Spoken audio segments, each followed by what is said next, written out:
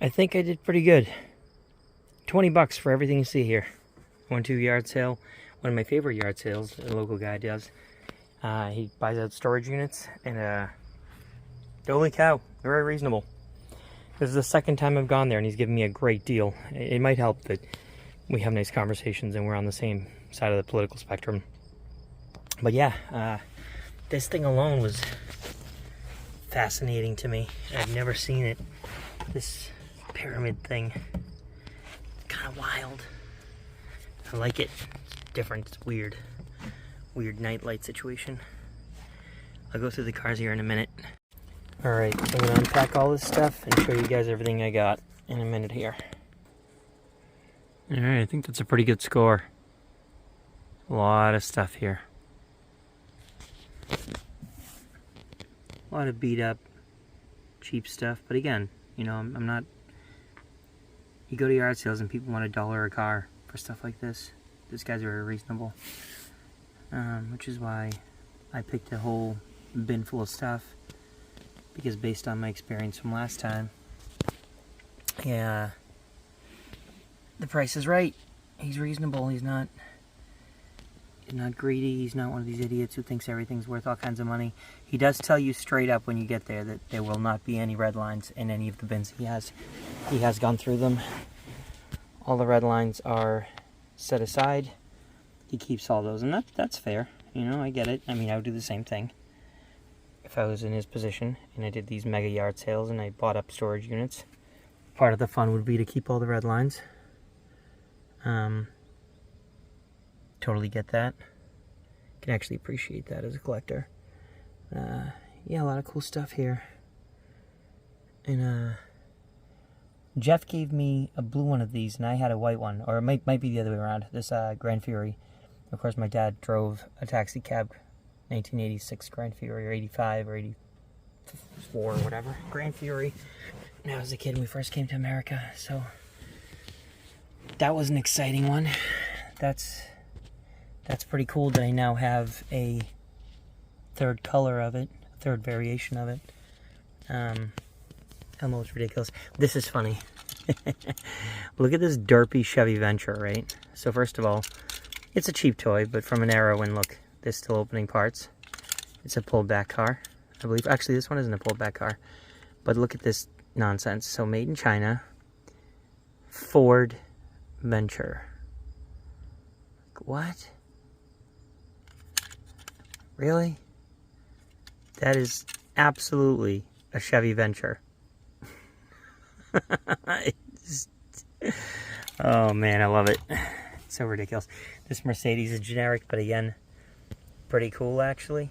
And they put the Mercedes emblem on here. That's obviously what it is, but it's upside down. This was actually a common trope with the cheap Hong Kong stuff back in the day. But look at this. I can appreciate the fact that the rear doors on this thing open. That's pretty cool. Good job whoever designed this. And 1980s toys were actually pretty cool when you consider what they cost and what you got for that money. And yes, this one is a pullback car.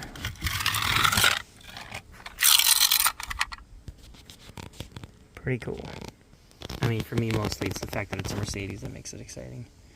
But yeah, there's a lot of beat up stuff here, a lot of imperfect things. But then, also there's a few vehicles that, like, look at this thing. How did this survive in a dump bin full of cars that's obviously been, you know, thrown around and tossed and crushed with 50 other cars on top of it and everything else? This is at the bottom of a bin with 50 pounds worth of cars on top of it, and somehow the stacks are there, the headlights are there. That is wild. I mean, it's a cheap little Chinese-made Kenworth. It's really nothing special, but I love 18-wheelers, and I like the weird Hong Kong and cheapy stuff from this era. I was just floored that it was still in this shape. It's pretty amazing that it survived as well as it has. That generic Peterbilt is a knockoff of the Tamika. The dump body has a, you know, I might even fix that. I don't know. We'll see. Look at that once again. It's got its headlights still.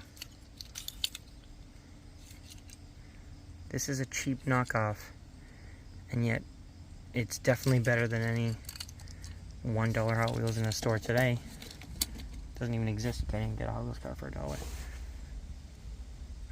But anyway, yeah, so good stuff. A lot of neat things. Scored some weird, eclectic, bizarre, random stuff. Short bus. You know who you are.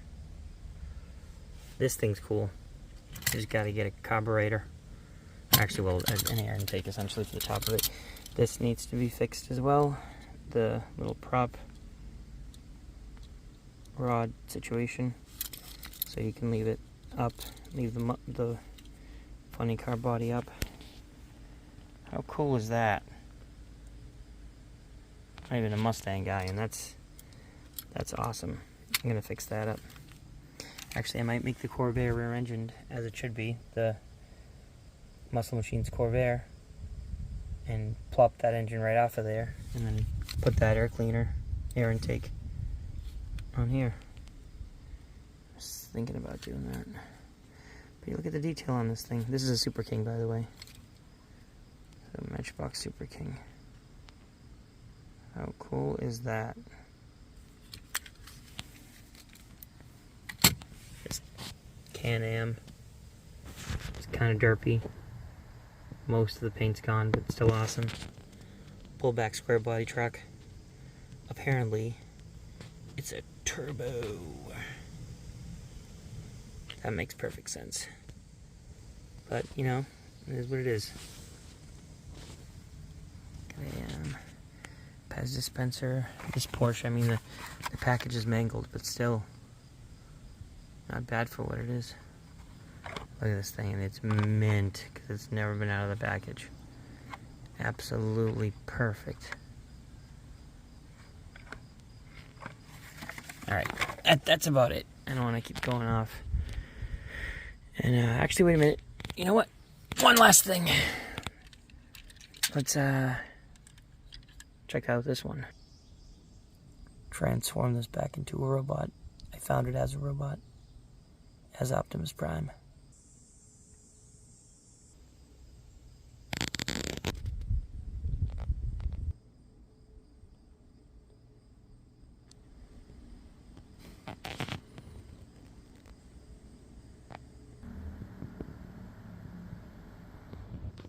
Alright, there you go.